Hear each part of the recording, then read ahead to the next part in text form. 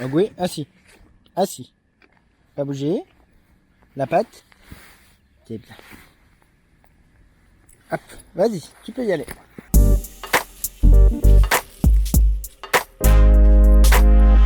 Problème ou non, je suis productif de nuit. Si ça tenait qu'à moi, je me sentirais bien.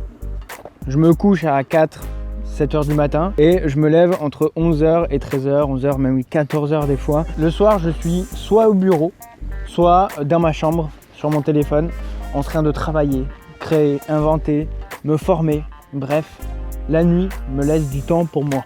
Il n'y a pas un chat, très peu de voitures qui passent, pas de personnes qui font du bruit dans mon appartement, les voisins non plus ne font pas de bruit, c'est silencieux.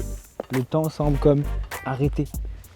Mes angoisses professionnelles et personnelles se transforment en tâches à finir sur un tableau pour rationnellement ne plus les avoir. Le tout avant que le soleil se lève, sinon c'est pas marrant. Gars, cours! Cours! Peut-être que vous devez vous dire que des fois je me sens seul ou que je m'ennuie. Et c'est vrai, des fois je... Donc si je me sens seul ou que je m'ennuie, je peux écouter soit des podcasts, soit la radio, des lives de mes youtubeurs préférés. Vous savez, des lives qui sont super longs, des lives de plateau là, qui durent 1 heure ou 2. C'est ce genre d'émission-là que tu regardes dans ces heures-là parce que tu as beaucoup de temps pour toi. C'est des trucs que d'habitude tu fais pas parce que tu te dis j'ai pas le temps. Et là tu les fais. Le début de la journée, lui, par contre, il paraît stressant. Parce que tu te lèves, le monde a tourné sans toi. C'est-à-dire peut-être que tu as gagné du temps la nuit, mais tu en as perdu le matin. C'est-à-dire que les gens, le matin, ils vont se lever, ils vont à la boulangerie, ils petit déjeunent. J'aime bien petit déjeuner d'ailleurs. Tu as reçu des mails, des SMS, des appels en absence.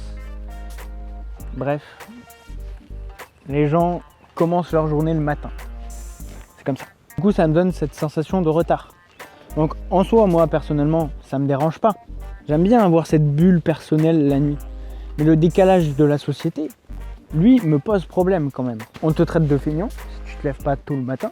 Alors que non, c'est juste que je vis juste un peu en décalé par rapport aux autres en fait. Tout ce qui est communication avec les partenaires, les autres entreprises, le graphiste avec qui je travaille, etc. Tout ça, c'est de jour. Les papiers administratifs, c'est la journée.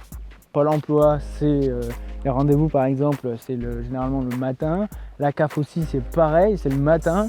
Bref, il y a plein d'établissements qui sont ouverts que le matin parce que c'est comme ça, c'est dans la mentalité commune de si t'es pas un feignant, si tu veux vraiment quelque chose, tu te lèves tôt. C'est une mentalité bien française ça.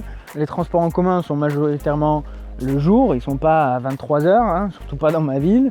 Les clients, ils appellent la journée, c'est tout à fait normal. Rarement un travail où je travaille que l'après-midi et la fin de soirée, quoi. C'est rare. Généralement, c'est soit le midi si tu fais un travail de restauration, soit toute la journée de 8h du matin jusqu'à 19h le soir. Du coup, si j'ai un train à prendre, un rendez-vous ou quoi, que je veux vraiment pas manquer, qui est vraiment capital pour moi, et Dieu que sait que ça m'est déjà arrivé plein de fois d'avoir ce genre de rendez-vous-là, tout simplement, je ne dors pas. J'ai tellement peur de pas me lever que je ne dors pas. Et du coup, le lendemain, ça fait qu'en fin de journée, du coup, t'es crevé, t'essaies de te recalibrer et tout, mais tu te dérègles toujours.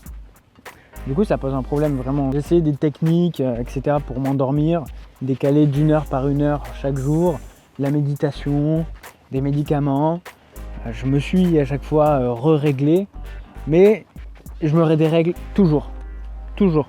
Et le pire, c'est que le soir, l'angoisse de ne pas m'endormir ou alors de ne pas me réveiller me fait que du coup, j'arrive pas à m'endormir. J'ai dû m'obliger à essayer pour avoir des travails, pour mes relations professionnelles et mes relations personnelles, avoir le plaisir de me lever le matin avant ma copine pour pouvoir lui faire le petit déjeuner.